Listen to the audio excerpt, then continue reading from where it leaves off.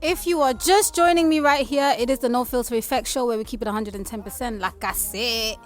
And you know, I am Lady Yola and I like to be South African and I'm going to keep it South African, okay? Shout out to them on Instagram. Shout out to the people in South Africa and in Africa. Hey, Ome, Kenya, we see you.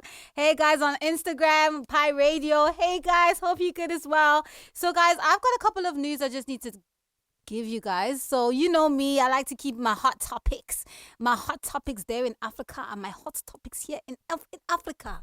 So first of all, let's get into it. So if you don't know, in South Africa, the president in South Africa is President Cyril Ramaphosa. Now, President Cyril Ramaphosa he's in the cabinet or the governmental team or members of the ANC. The ANC, if you don't know your history, the ANC is basically the government group that brought South Africa out of captivity. That's why we are celebrating Freedom Day, because ANC played a really big role in assisting the country out of poverty, out of struggle, out of apartheid. If you don't know, apartheid is when, go do the maths, the history. Apartheid is basically when colonizers came and, you know, they took over the country, and it was basically segregation between blacks and whites. Okay, so Cyril Ramaphosa is now our president. You know, we were so happy to have him. If you don't know, our former president was Jacob Zuma. We all must know Jacob Zuma. Jacob Zuma was like one of those presidents that, like, you know, has the whole country, the whole world looking at you like, for real? This your president? So anyway, so he took the seat from Jacob Zuma, and now Cyril Ramaphosa is sitting at the throne of South Africa, telling us what we need to do with our lives.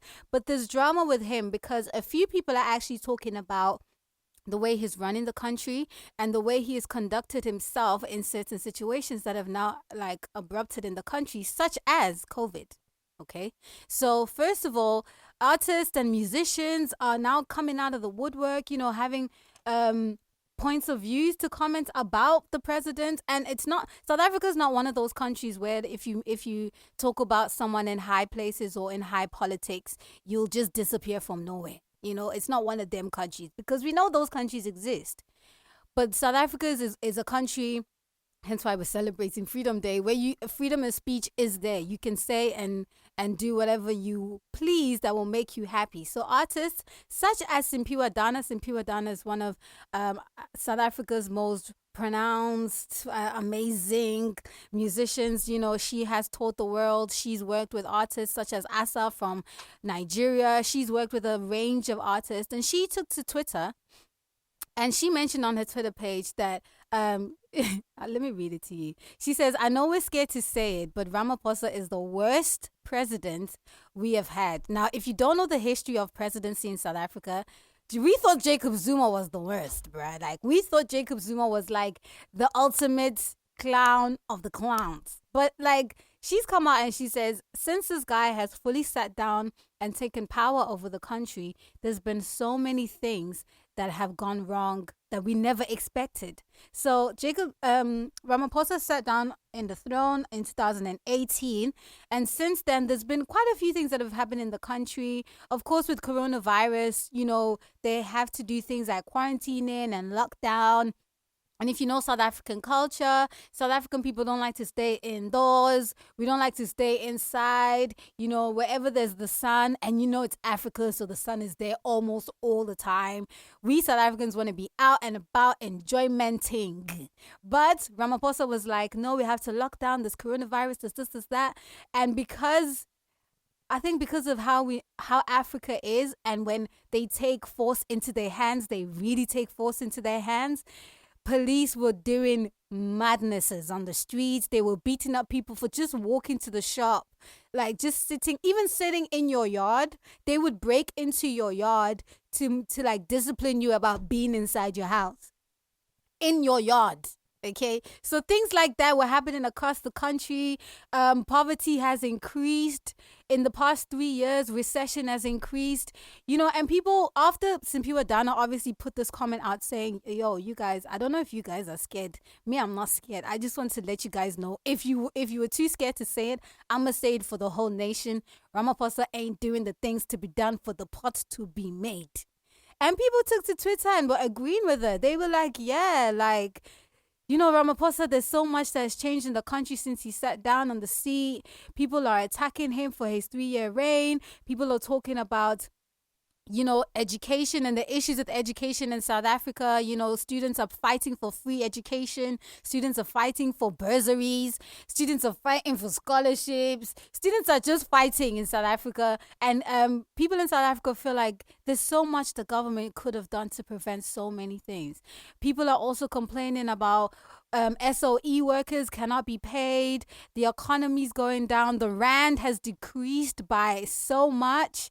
People are genuinely not impressed with Ramaphosa. But today at exactly 10 a.m. in South Africa, he had to sit down in front of the Zondo Commission to answer a couple of questions about him and his reign and what participation the ANC played or what role they played in the state capture.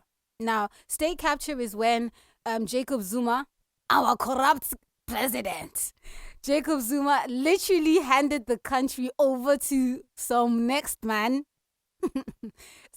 group of people because they had money and they had guap, and he sold the country off slowly but surely to these people. And eventually the country found out, the state found out. They were like, yo, you know, we're finding out there's this that doesn't match. There are people who are sitting in high places that don't have the qualifications for that. Like, it's a real thing. Like, you can go to BBC and be like, hey, BBC, I'm here, BBC. And you know, BBC will be like, show us your CV. What have you done? What did you do? In South Africa, there's nothing like that. In South Africa, as long as you're like, oh, I know that guy. He's my uncle from my auntie's side. You are in, my friend. You are there. You are in. You are working. You are the head top director of executive of nah. You know, Jabsa on Instagram from South Africa saying it started with Nelson. You know what? There's so many people who think like that, and I understand why you guys say that. I understand a lot of people are saying Nelson Mandela sold us out. But okay, so let's say he did sell us out. Would we be here where we are today if he didn't? Would we be free? Would we be flying to different countries? I understand if you say that he did sell you out, but I can see the benefits of him selling us out. And of course, I can see the disadvantages of it too. But yeah, South African politics is something that people don't really take seriously until they really look into the history and find out like there's a lot of loopholes in it. So Cyril, like I said, is sitting down. He's going to be asked questions about the past 2 years, because they've received evidence over the past 2 years of how the state was captured by this group of people. And by states, I mean the whole of South Africa. Like, tax money was missing. I remember there was a time they said something like 24,000 is missing. 24,000 rands is missing. You know, things like that are popping up. So Cyril is going to be sitting down and explaining exactly what role he played, because at the time he was deputy president. He was the right-hand man of Zuma at the time. He was there amongst them. He was, you know, he was sitting with the big boys. He's the guy that wrote what's it called? English. The Constitution. Ramaphosa wrote the Constitution for South Africa. Remember? So he knows what's going on. He was there for Nelson. He was there for Zuma. He was there for Thabo. He's been there.